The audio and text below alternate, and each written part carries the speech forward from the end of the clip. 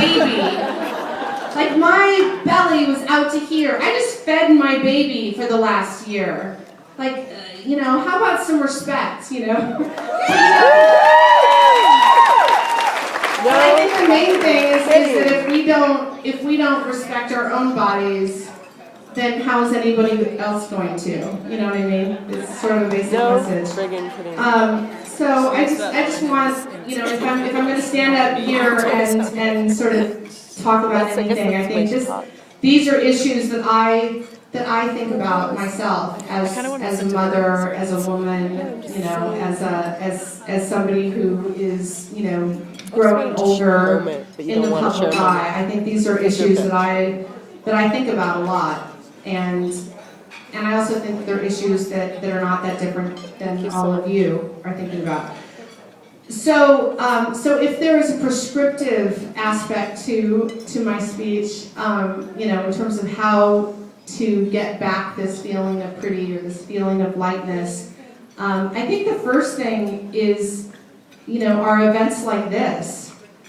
You know, I think how many times have you, like, really, I think it's really wonderful and really heartwarming to see all these women together with their friends, taking time together.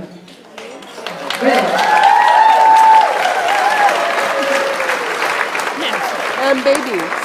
That's what I thought. Because you know, for a long time, how long has it been? Like, you know, it seems like the second we start becoming involved with, you know, the second our hormones kick in and we want to be with that other individual, like you stop hanging out with your friends, or you have a friend who does that to you, and your friend doesn't hang out with you anymore. And then all of a sudden you feel like you're sort of like isolated in this like little bubble, which is a really lovely bubble. I mean, I think, you know, having a husband and having children is a really beautiful thing, but I feel like it's really incredibly important for all of us to remember who we are, who we were, and who we are apart from that. Because that's our identity. And I feel like it's really important that our identity is never so contingent upon someone else, because it just can't work. Because, you know, like my mom, I was the last of 3 children, and when I grew up, when I turned 18, my mom went through a horrible depression, and she kept saying, you know, I'm obsolete, which was heartbreaking to hear as an 18-year-old.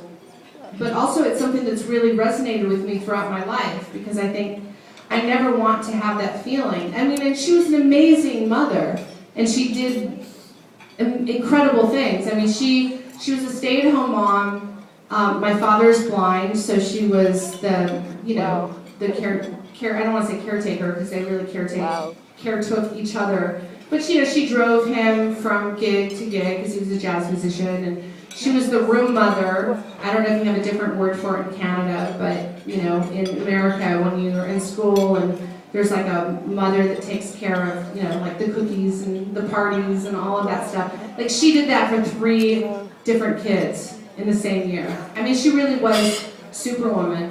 And I feel like we all really benefited from that care. But it was at the expense of her own self and her own identity. So, you know, when I turned 18, she sort of felt like, oh, okay, I'm out of a job, now what? There was no backup plan. And fortunately for my mother, she ended up going to chef's training, because she was always an amazing cook. And she became a professional chef, and she became a pastry chef. And like, my mom was fine, and my parents were married for 54 years.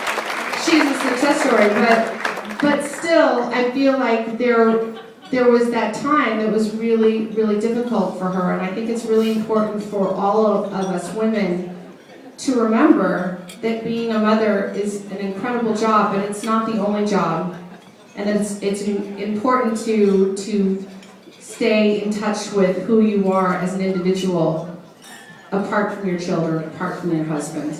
So, not to like overload you with advice, but you know I am an advice columnist now. So. Could you pass the cream? So, Can you put some cream in here? Put some cream along in the here. lines of being a mother. So Please. how many of you are mothers in the audience? Not me. Not me.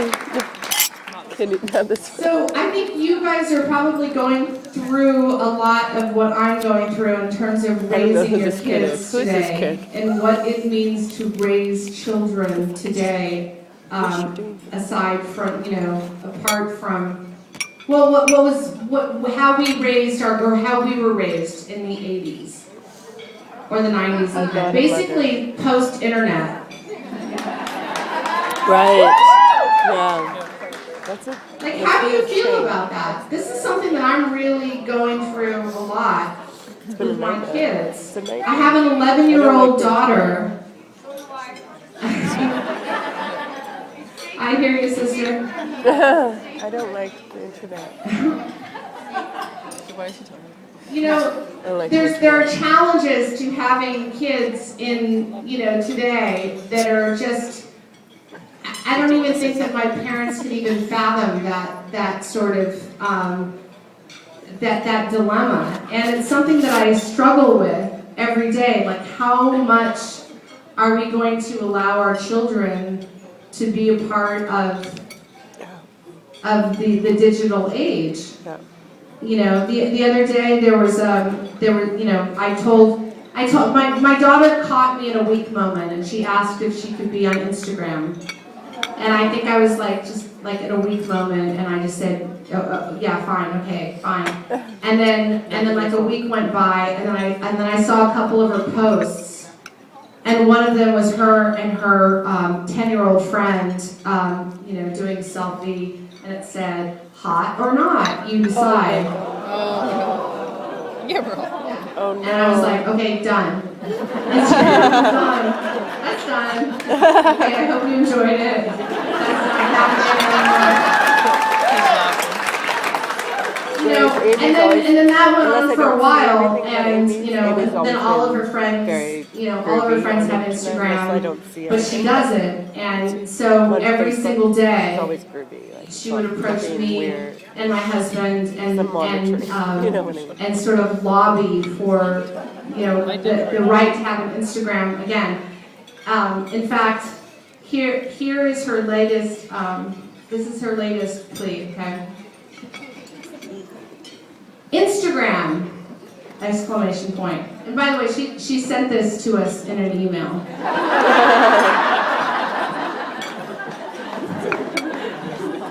Instagram. I know you have your doubts about me having an Instagram account, but I have evidence saying why I should be allowed to have one. Oh my god. She's 11. Oh my god. Basically, the only time I get to see the other kids where we live is at rehearsals and events. She's in a community theater play. But all of them have Instagram accounts. That's almost the only way I get to connect with the kids here. There is a privacy setting on Instagram that lets me choose who follows me. I would only follow people I know, so no one could get to my account. I would always turn off location settings, so that would be fine. No one would know where I live. You could see everything I post before I post it, so I could ask you. I would make a deal where I would only go on 5 minutes a week, and you could be there where I was. Sounds brilliant. She had me. She totally had me until that 5 minutes a week, and then I was like, you just lost me there. 5 minutes a week, come on. Please, please, please, please. It would mean so, so, so much. Kids do that. So what do you do?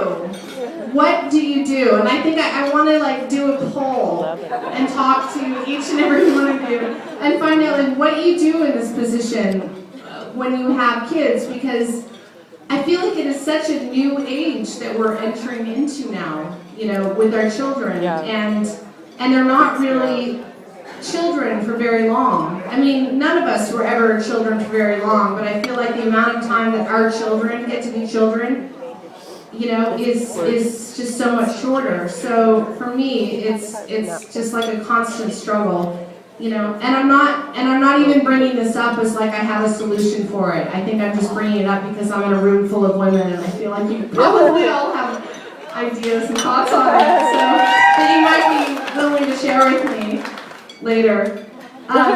Okay, so I would say the last thing that I have to say on sort of that feeling of lightness and getting the pretty back, or you know, getting that feeling back is okay. This sounds very New Agey and Californian, but meditation, like taking time out of the day, away from your children, away from your husband, away from your significant other, away from your job, away from everything else, and just meditating. And it's like, for me, it's one of the hardest things to do, to find that time to do it, and it's also one of the most valuable things that I think that I've learned how to do.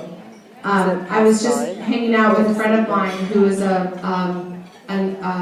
psychiatrist in the Army, in the United States Army, and he said, you know, he works with these soldiers every day, and he said from all of his years of experience, the one thing that he has found to be significantly helpful is teaching soldiers how to meditate, which to me was very powerful. That's cool. And he said it's not the easiest thing to do when you're talking to soldiers and yeah. you're taught to be, you know, tough and, you know, Right. and not to be emotional or not to be, you know, New Agey at all. He said to be able to actually teach soldiers how to meditate, he said it's the one thing that he's learned to combat PTSD. So I think that if soldiers can learn how to do it, then I think that we all can learn how to do that. And I think it's really incredibly helpful. And I mean, look at this. Look at where you live. I mean, you have this. As soon as I got here, I was put in mind of, you know, and after I finish talking, by the way, I would love to open the floor up to some questions, because, you know, I don't know what you have in your mind, but I always sort of prefer conversations to just sort of standing up and talking a lot. So after I read this to you, I would love to open up the floor to any of questions that you might have. But anyway, when I got here, I was put in mind of one of my favorite poets, who's named Mary Oliver. I don't know if any of you know her. She's a really extraordinary American poet who writes primarily about the natural world. I mean, she's very, very spiritual, but she finds her strength and spirituality in nature. And I just felt like it resonated a lot with the message that I have, which is about how we're going to live our lives. So this is a poem by Mary Oliver. Who made the world? Who made the swan and the black bear? Who made the grasshopper? This grasshopper, I mean, the one who has flung herself out of the grass, the one who is eating sugar out of my hand, who is moving her jaws back and forth instead of up and down, who is gazing around with her enormous and complicated eyes. Now she lifts her pale forearms and thoroughly washes her face. Now she snaps her wings open and floats away. I don't know exactly what a prayer is.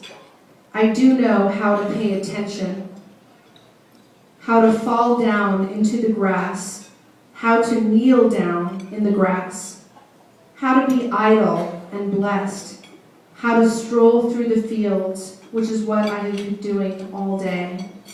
Tell me, what else should I have done? Doesn't everything die at last and too soon? Tell me, what is it you plan to do with your one